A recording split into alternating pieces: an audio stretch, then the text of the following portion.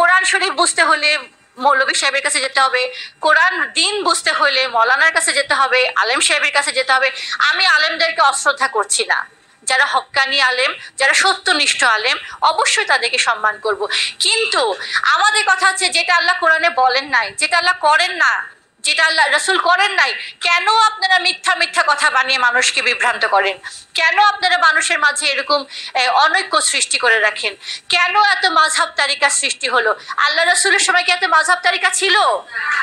রাসূলুল্লাহ যখন দিন প্রতিষ্ঠা করলেন, ওনার 23 বছর জীবনে যে তিনি দিন প্রতিষ্ঠা করলেন, কোরআন এরকম একটা বই আকারেই ছিল না। আল্লাহ রাসূল গেলেন, হযরত আবু বকর গেলেন, হযরত ওসমান গেলেন, তারপরে আবু বকর ওসমান, আবু বকর ওমর ওসমান, হযরত ওসমানের সময় যে কোরআনকে একটা বইয়ের আকারে করা হলো, সবার কাছ থেকে আয়াতগুলো নিয়ে নিয়ে কালেক্ট করে বইয়ের আকারে করা হলো।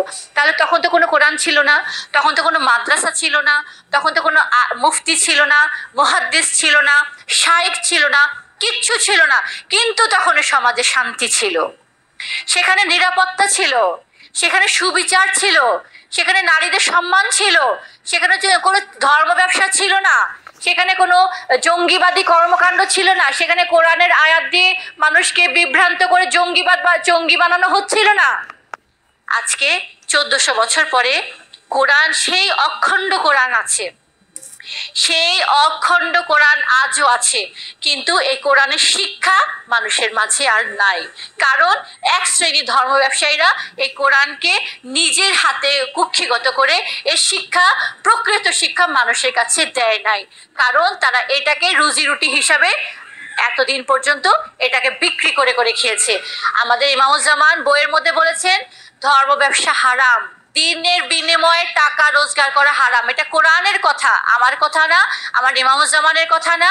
আমাদের মাননীয় ইমাম যে বই লিখেছেন ধর্ম ব্যবসার ফাঁদে, যে বই কয়েক লক্ষ কপি অলরেডি বিক্রি হয়ে গেছে, সেটা আমাদের মাননীয় ইমামের কথা না।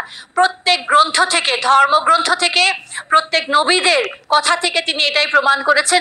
প্রত্যেক নবী, প্রত্যেক রসুল, প্রত্যেক অবতার এই কথাই বলেছেন, আমি তোমাদের কাছ থেকে কোনো বিনিময় চাই না, আমি বিনিময় চাই একমাত্র স্রষ্টার কাছ থেকে। এই কথাগুলো যখন গেছে, যখন মানুষ, জনসাধারণ যখন এই মৌলানা, এই মুফতি, এই আলেমদেরকে যখন প্রশ্ন করছে যে আপনারা যে দিনের বিনিময় নিচ্ছেন, এটা তো ধর্ম ব্যবসা হয়, এটা তো হারাম, তখন তাদের মাথা এখন খারাপ। হিজবুত তৌহিদের বিরুদ্ধে মানুষকে ভুল বোঝানোর চেষ্টা করা হচ্ছে, হিজবুত তৌহিদের বিরুদ্ধে মানুষকে বিভ্রান্ত করার চেষ্টা করা হচ্ছে। হিজবুত তৌহিদ যেটা বলে না, হিজবুত তৌহিদ যেটা করে নাই, যেটা হিজবুত তৌহিদের আকীদা না, এসব মিথ্যা কথা বানোয়াট বানিয়ে বানিয়ে মানুষের মাঝে ভুল সৃষ্টি করার চেষ্টা করছে।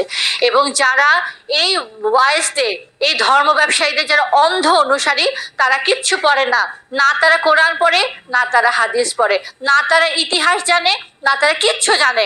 তারা জানে হুজুর বলছে এটাই ঠিক, এটাই ঠিক।